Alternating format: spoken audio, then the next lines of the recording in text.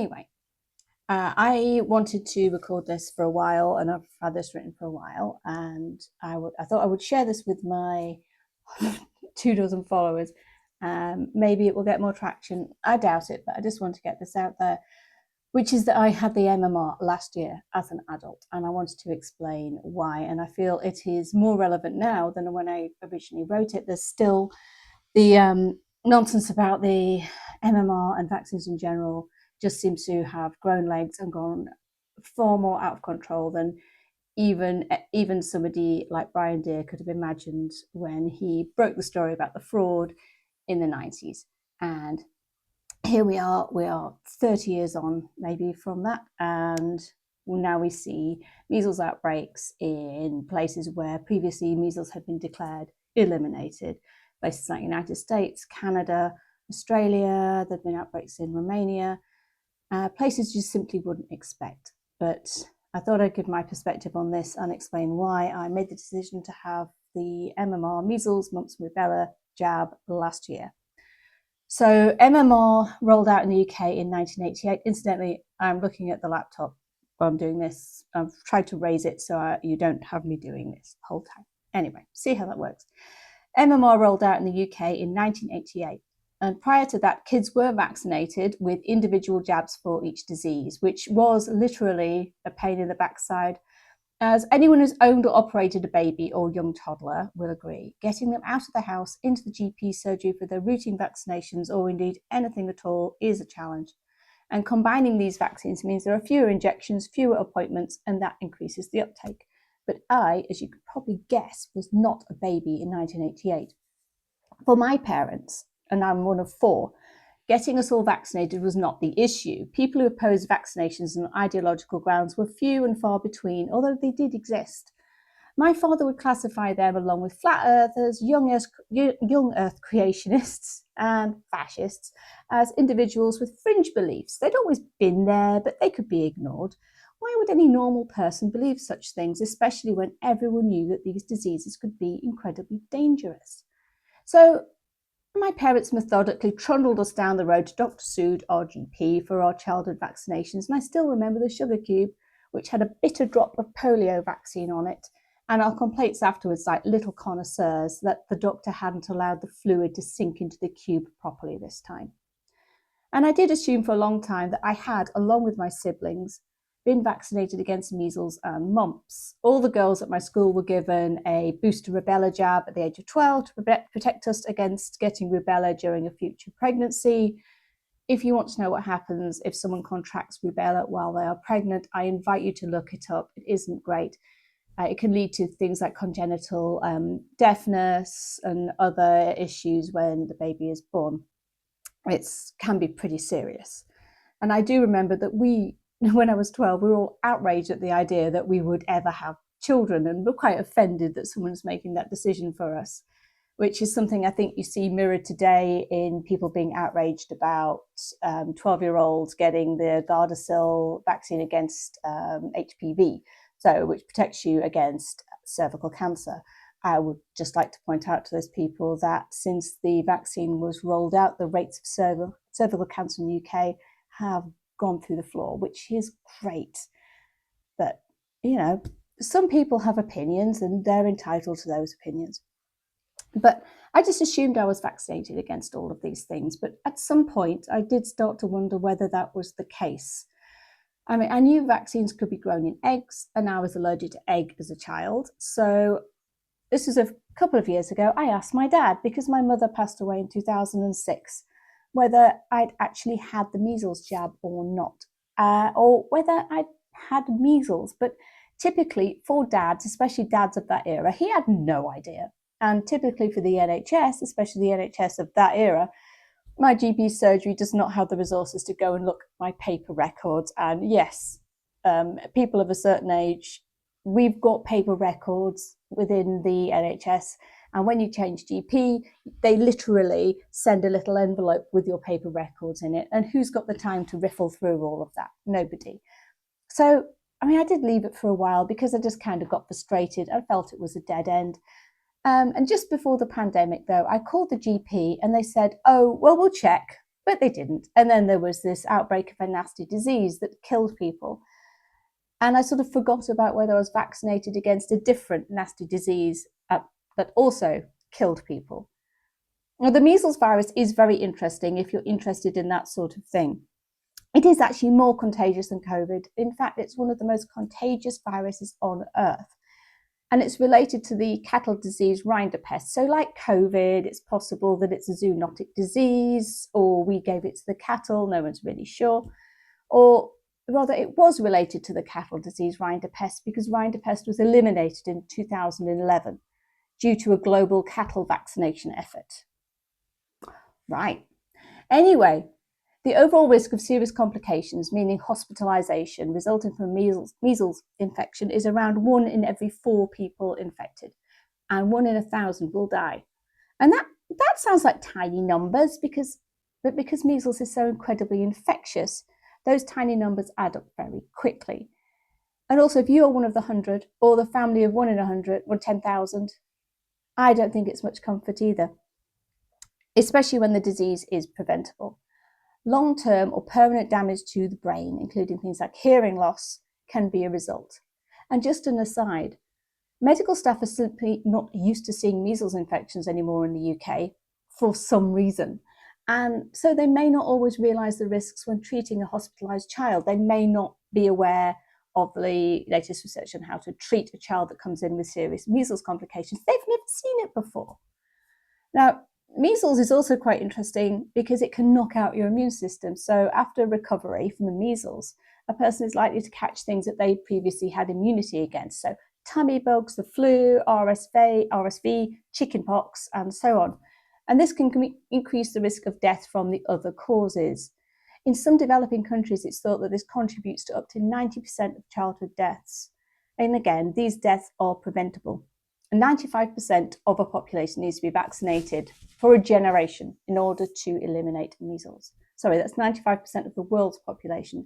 We had 95% coverage in the UK for a long time, but you know what happened. And we have eliminated viruses before. It is possible. There is a further complication with measles that can happen even after a mild infection, a form of delayed panencephalitis, which can happen decades afterwards. There is no treatment for this once it has progressed past the early stages, and it is inevitably fatal. And one of the risks is, again, medical staff aren't used to seeing this kind of complication, and by the time the symptoms have become so severe that someone seeks medical help, it's too late. And this is actually what one of Roald Dahl's children died of this, the encephalitis following a measles infection. And Roald Dahl was actually very, very, very vehemently in favour of measles vaccination. He didn't want anyone else to go through the pain that he had to go through. So these are rare events, but they are rare events resulting from infection with a preventable disease. So saying it's a rare event, it doesn't matter. Well, you know what? You could make it even rarer. But I'm not saying this to be scary or anything like that, but when I thought to myself, I might not actually be vaccinated, I can see the rates of measles infection going up. It did kind of scare me because the thought that I actually might not have antibodies. I can pronounce panencephalitis, but not antibodies. The thought that I didn't have antibodies to measles was actually quite worrying. And it's the difference between scare tactics, which is, this vaccine might possibly cause X, Y, or Z in your child, and looking at the evidence, which is measles is really flipping dangerous. And that's really what underlies a lot of public health, I suppose. Now, I also understand the imagined risks of injecting what might be to you an unknown substance into a baby can be pretty frightening, especially when your baby's healthy and you've personally never seen anyone get sick with the measles, and if you have, they got better. Humans have a weird relationship with risk, which is what poses the biggest challenge to public health, and I do find it endlessly interesting. And within this space, this kind of perception of risk versus actual risk, sorry, Nemi, there's a variety of frauds, shysters, snake oil salesmen, and charlatans who are happy to make money from exploiting those fears and explain away any objections by claiming that Big Pharma is pushing dangerous drugs on you, which is, yeah, that is true. but it's not always true. That's, and it's a good way to dismiss any objections, because sometimes, yeah, they are, but it takes a certain level of scientific literacy to understand when that's true and when it's not. And when you thought you were right about something, but later on you turned out to be wrong, it takes an even higher level of scientific literacy to understand, yeah, that's fine, you were wrong, and that's how things are supposed to work. But it is, on the other hand, wild to me that a person can look at the evidence showing the dangers of catching measles, the real proven dangers of catching measles, and yet still prefer to believe the imagined dangers of the vaccine. And I'm going to say imaginary because that's all they are. Vaccines don't make people autistic. They don't turn the kids trans. There is no evidence showing this is true. None. Yes, there are side effects to the measles vaccine. There's side effects to everything. And I would never deny that some people can have side effects, but very occasionally they can be serious. Yeah, that's true. But then you get into the sense of, into the realm of, you need to balance the risks. The tiny, minuscule, tiny risk of a sore arm, or possibly astronomically small risk of a serious complication, compared to the much greater risk from measles.